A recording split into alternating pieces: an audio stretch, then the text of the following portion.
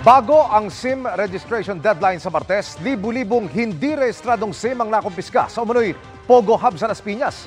Ginagamit umano itong pang-text blast at sa panloloko online. Narito ang aking pagtutok.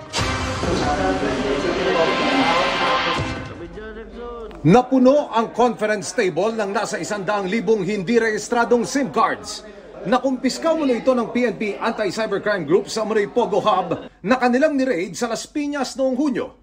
Dagdag ebidensya raw ang mga SIM na may iligal na operasyon sa hub. Ginagamit raw ng sindikato ang mga SIM na pantawag o pantext sa mga potensyal nilang biktima tulad sa love scam at iba pang panloloko online. Dito natin makikita yung link. It's one of the yung ebidensya na magli-link kung saan sila nag-communicate. Nakumpiska rin ng mga otoridad ang mahigit 10 multi-port GSM modem.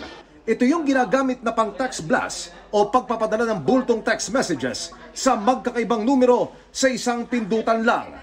This is being operated like a call center. What we have here are equivalent to 30 phones with separate numbers. Mere possession of this is a violation. Ang dapat lang meron nito is mga telcos.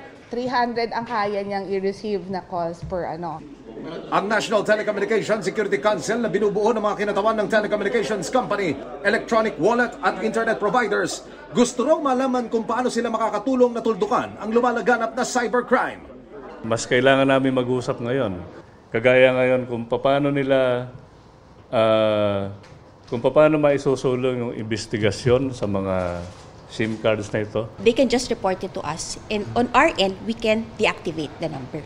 We can block. What we need lang is the screenshot as basis na smishing nga yun. Samantala, isa lamang Malaysian at Indonesian na menor de edad ang nailigtas ng mga otoridad sa Pogo Hub.